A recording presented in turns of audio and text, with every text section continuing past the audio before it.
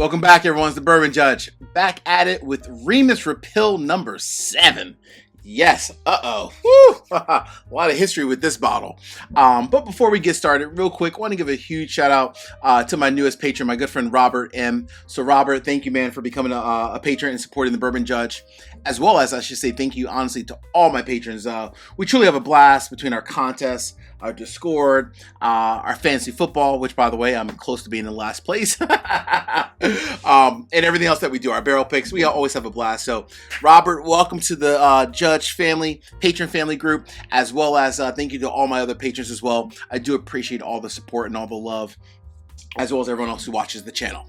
All right, so today we are focused on Remus Repeal number 7. Yes, I don't have the full bottle, wasn't able to find it, but one of my buddies, my good friend Chris Bruno, hooked me up. So let's dive into Remus Repeal a little bit more in depth. So when you think about Remus Repeal, so kind of cliff notes, right? This is one of the top of the line products that MGP, or as they say on the front of the bottle now, the new name, Ross and Squibb Distillery, but we all still refer to it as MGP. This is one of the top of the line bottles that they produce. Comes out once per year, and I would say the first 4 releases, 1 through 4, they were good. They were decent. They were good. Not a lot of hype. Not everyone loved them. They were just, pretty decent. 2 years ago, they released Remus Repeal number 5, and everyone, you want to talk about fireworks? Everyone went crazy for it. It was amazing. Sold out like super quick. I loved it myself. I truly loved it. So a lot of hype, but it lived up to it. Number 5 was fantastic. And then you had last year, the 2022 release, number 6. Yeah, number 6. Number 6, honestly, it was a good bottle, right? Don't get me wrong, it was a good bottle. I just felt like, number 6 was one of those bottles where myself and other people in the whiskey world, some people thought it was good. Some people thought it was just a little bit lackluster, if you will. I was one of those that was on the lackluster side. I thought it was good. I just didn't think it was worth the MSRP, which is about $110 to $120. Obviously, some people might find it for a couple dollars less, a couple dollars more, but in that $110 to $120 range, I didn't really think it was worth it. I think I even said in my episode last year, that to me, it was like a $75, $80 bottle, but not $110, $120. That's a big difference, right? It really is. So we're going to go ahead and we're going to dive into number 7.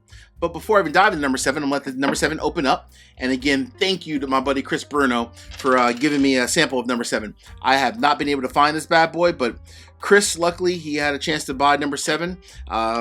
So I appreciate you, Chris Bruno. Thank you very much, my man. All right. So I'm going to start off. I'm going to start with number 6. I'm going to give it a chance. I'm all about second chances in this world. So let's go ahead and give Remus Repeal number 6 another chance. Let's see. Maybe I was wrong. You never know. Hey, this bottle had a chance to kind of open up. It's been some time now. It's been over a year. So you never know. So we'll say on the nose. Definitely a better nose than I remember when I first had it a few times. Definitely a really nice nose. Very fruity.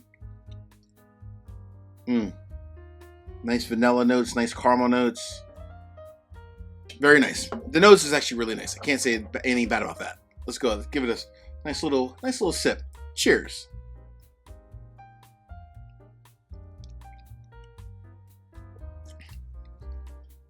So to me,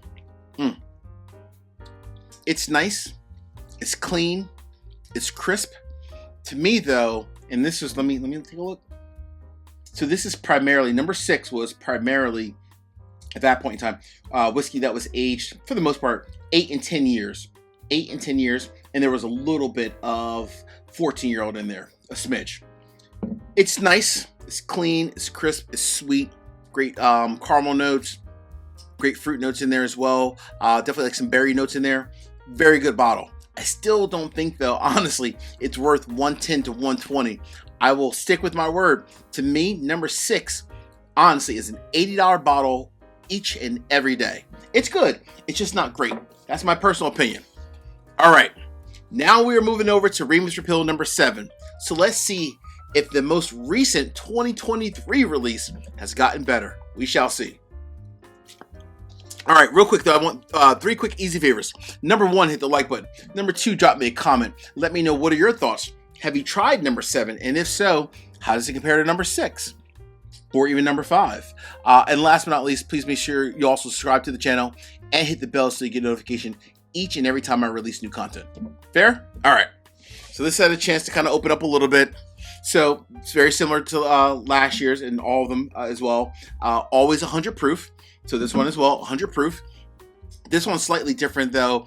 It's a blend primarily of 9 and 10-year-old bourbon blended together. And I'll find the mash bill so you guys can kind of see the breakdown. But it's primarily 9 and 10-year-old bourbon. And there's a smidge, and I mean a smidge, just like that much of 16-year-old bourbon in there as well, right? So there's a little bit of 16-year-old bourbon, but for the most part, this is truly a 9 and 10-year-old bourbon, various different mash bills, all blended together to make Remus Repeal number 7.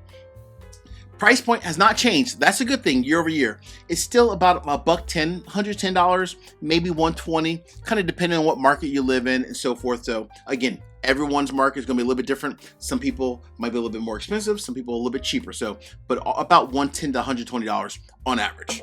All right, let's get into this nose. Ooh, completely different nose. Wow. What's very odd about this nose, hold on, I gotta pour number 6 again just to see if something is different, because that's completely different. The nose on number 7, to me, is way more floral than number 6. Where number 6 was very like berry, fruit forward, and caramel notes. This is a lot more floral kind of a notes. All right, but I still get a little bit of caramel as well. Interesting. Wow. Never would have expected the floral notes in 7. Wow, this is very nice actually on the nose. And it also has a lot more like cinnamon notes, kind of like softer, almost like a softer cinnamon note, kind of blended in with like those floral notes, kind of blending in very well together. Wow, very nice. I like the nose on number 7 a lot. Jeez. Even better than 6. So far, we're off to a good start, number 7. We might be heading in the right direction, folks. Oh my goodness. This is nice, actually. All right, it's a sweeter nose. It's definitely a lot of notes like floral, some caramel in there as well. Some very soft cinnamon notes, kind of like more in the background in the nose, but very nice. All right. $110 to $120 on average MSRP. Is it a buy? Do not buy? Split decision? We shall see. Cheers, everybody.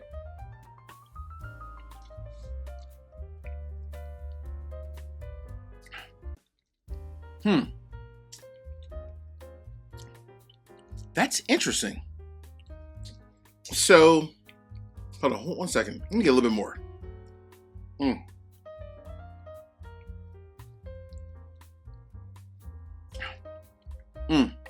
Okay.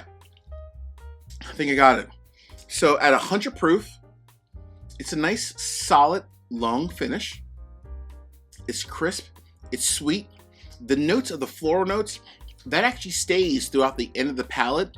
It stays there, but you also get a little bit like some apple notes in there as well. So you have like the floral notes, you get the caramel, you get a smidge of like soft cinnamon, but in the end of the palate on this one, you also get some apple notes as well. Let me get a little bit more.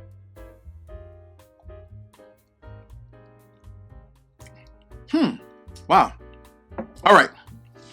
So, the question is, Judge, is this a buy, a do not buy, or a split decision? Woo! Oh, man. Normally, when I go back for a second pour, that's a guaranteed you-know-what decision in one direction. I want one more pour just to make sure, though. Just to make sure before I give my final verdict.